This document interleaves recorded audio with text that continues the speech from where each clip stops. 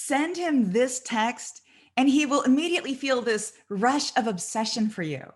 Or say this phrase, and he won't be able to stop thinking about you. Wouldn't it be great if it really were that easy? If all you had to do was send him a text or say a few magic words, and any guy, even a guy who's ignored you or dumped you, would be falling all over you. I often think that times have really changed. Back in the day, we women had to rely on perfume and sexy heels and little black dresses to make a man want us. And before that, women had to rely on flirtatious looks and coy winks and a saucy sway of the hips to make men want us. We women have always been looking for ways to make men want us. But what I've never quite understood is why we settle for something quite so insignificant. Hi, I'm Amy Waterman. I am a love expert here at yourbrilliance.com. And in this video, I'm going to ask you to up your standards. You deserve a lot more than a guy who wants you. You deserve a guy who sees into your soul and loves everything you are.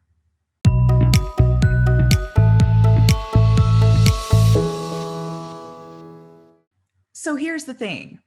Obsession and chemistry and passion make for wild nights in the bedroom. But I think most of us want a little bit more than that. We want love, don't we? We want somebody who sees us in all of our imperfections and isn't scared away. We want somebody who holds us in his arms when we feel vulnerable and unsure. We want somebody who we can't drive away no matter what we do. Somebody who sees the beauty in us even if we can't. Do you believe that you can have that? Or would a guy like that, a guy who sees into your soul and loves your broken places, would that terrify you?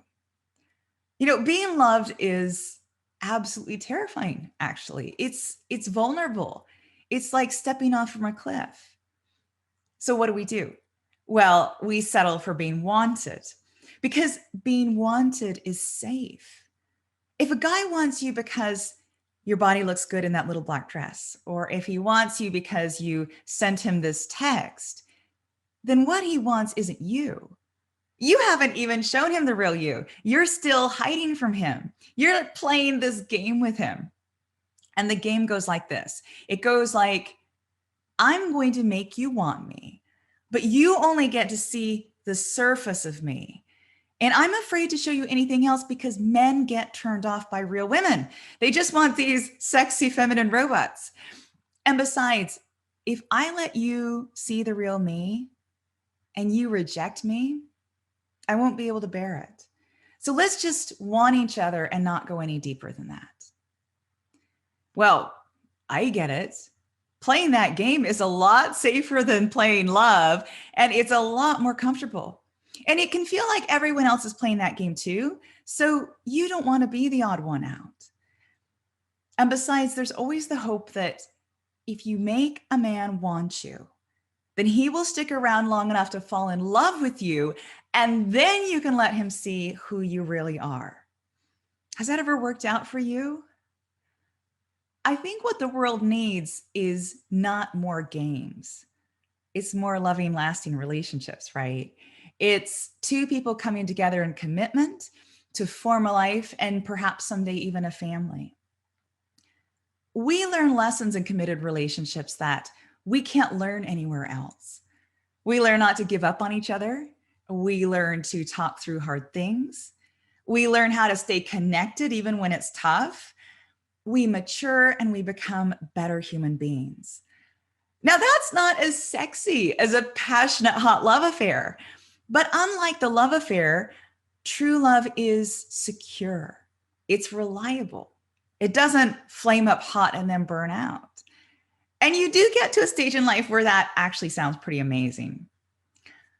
If you try to reverse engineer marriage and find out what kinds of relationships tend to end up in a lifetime commitment, what you find is really interesting. People who end up married tend to have started out as friends. So they actually knew each other for a while before hopping into bed.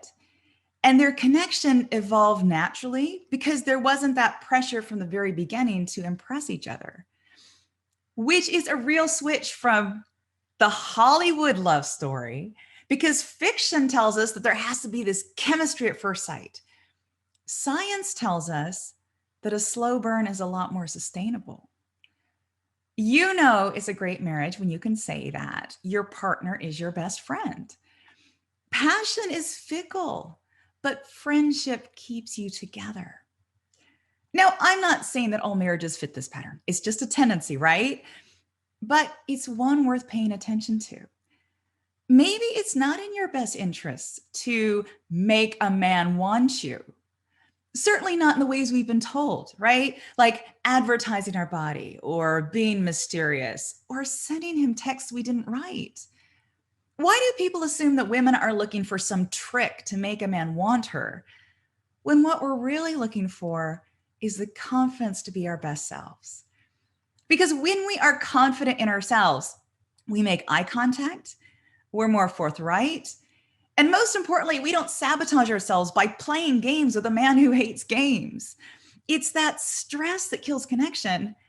And nothing is more stressful than feeling like you've got to make him want you.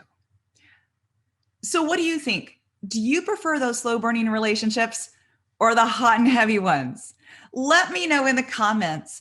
And of course, for more interviews like these, make sure to subscribe to Your Brilliance TV, and I will see you next time.